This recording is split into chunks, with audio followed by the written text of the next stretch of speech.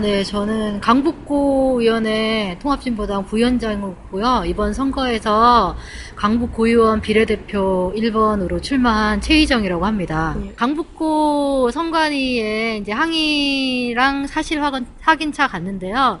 그러니까 문제 제기한 거는 선관위 직원이 사전에 출력한 투표 용지를 배부를 하고 그 사람이 투표를 했다는 투표값을 컴퓨터로 입력하는 과정에서 유무선 이 인터넷 네. 상에 문제가 생기면서 투표값이 입력이 안 된 겁니다. 그러면 결론적으로 투표값에 오차가 나는 거죠. 네, 그래서 그것이 실제 어떻게 일어난 사건인지 경위에 네. 대해서 물어봤고요. 그리고 또 한 가지는 만약에 전력에 문제가 있어서 정전이 되거나 하면은 유선이 안 되기 때문에 무선 인터넷을 자가 발전을 통해서 하고 있다고 하는데, 이번 우이동 투표소에서는 유선 인터넷이 불안정해지면서 자동적으로 무선 인터넷으로 전환되는 과정에서 무선 인터넷이라는 것은 실제 보안 사항이 없는 상황이기 때문에 네. 무선 인터넷에 대한 보안 대책이 어떻게 수립되어 있는지에 대해서 질의했고 거기에 대해서는 뚜렷한 답변이 없었습니다. 그러니까 그것은 강북구 선관위의 책임이라기보다는 사전 투표, 특히 이것은 지문인식 방식과 전자투표 같이 네. 투표값들이 다 컴퓨터상으로 저장되는 조건에서 반드시 보안 문제에 대한 대책이 세워졌어야 됨에도 불구하고 무선 인터넷을 사용하는 과정에 보안 대책이 중앙선관위 차원으로도 전혀 없었다는 것이 좀 확인되고 있는 것이고요. 네.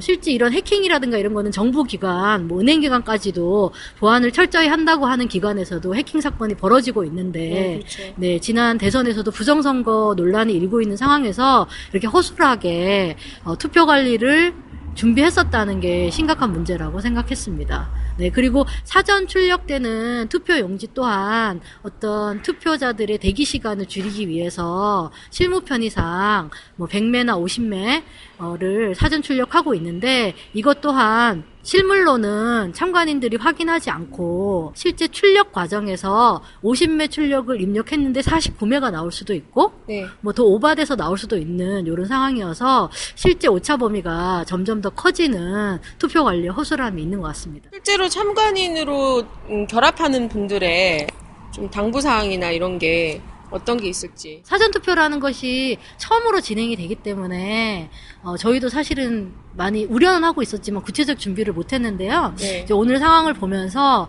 일단은 새벽 5시에 투표소가 준비가 되고 있기 때문에 늦지 말고 오전에 참관인으로 참석하시는 분들은 반드시 시간을 지켜서 출석해 주셨으면 좋겠고 네. 그리고 거기서 투표값을 이렇게 관리하는 컴퓨터 투표값에 대한 확인, 그리고 사전에 출력하는 투표 용지에 대한 매수와 컴퓨터 값에 대한 확인 좀 진행이 돼야 될 것 같고요. 이제 투표 과정에서 오늘 이제 우이동 투표소에서 있었던 것처럼 투표 용지는 배부되었는데 투표값이 입력되지 않는 네. 이런 사건들이 있을 수 있기 때문에 수시로 투표를 관리하는 선관위 직원의 컴퓨터 네. 투표 값을 확인해 주셔야 된다. 그리고 만약에 사건이 발생하게 되면은 사진으로 컴퓨터 화면을 찍어 주시고 네. 증거를 확인한 다음에 좀 중지를 하시고 대책을 마련해야 되지 않을까. 투표 중지를 요구해야 된다. 예, 투표 중지를 요구해야 된다 이런 생각이 들고요. 그리고 맨 끝에 투표 용지가 몇 개 남아서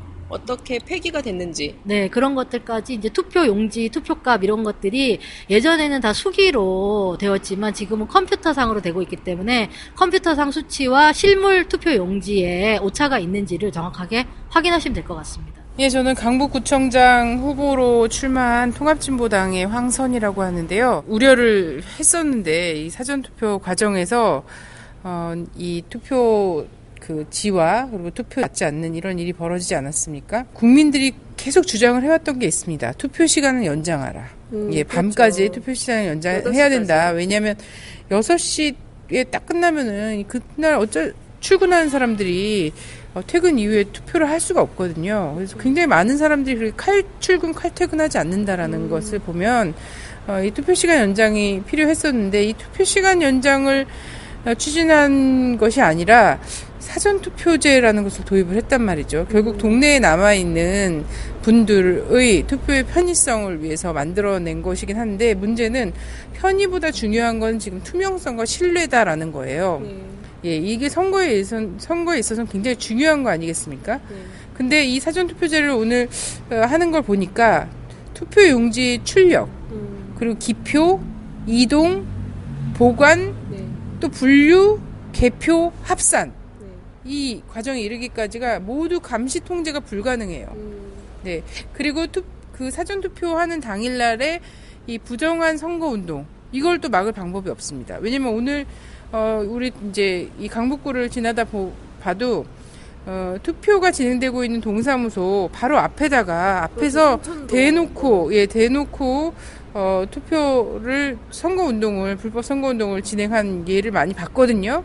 이런 걸 불가능하다는 거죠, 제재가. 그러면 드는 생각은 뭐냐면, 이승만 시절에 60년 그 4.19 직전 3.15 부정선거 얘기를 하는데, 3.15 부정선거가 그 3월 15일 그날만 있었는가 하면 그렇지 않았다는 거예요. 뭐냐면 이승만의 내무부가 3.15 부정선거 그 본선 전에 최대한 사전투표를 독려해라라는 방침을 내렸단 말이죠. 그때 나왔던 사전투표가 네. 지금의 사전투표. 네.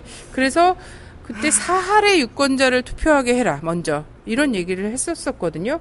그래서 부정선거를 본선거 전에 이미 세팅을 해놨던 것이다라는 이런 역사적 평가가 있어요. 그때 당시가 떠오른다라는 거고요.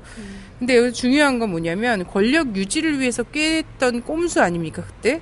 근데 그 꼼수가 어떻게 됐냐면 부정부패와 학정으로 이 국민들의 불만이 높아진 속에서 이 꼼수로 인해서 국민이 분노를 터트리는 계기가 됐다라는 거죠. 그렇죠. 그래서 저는 이 사전투표제를 도입하면서 뭔가 혹시 기대했던 뭔가가 있으면 교과서를 좀 제대로 읽어야 된다. 교훈을 제대로 찾아라라는 얘기를 하고 싶고요.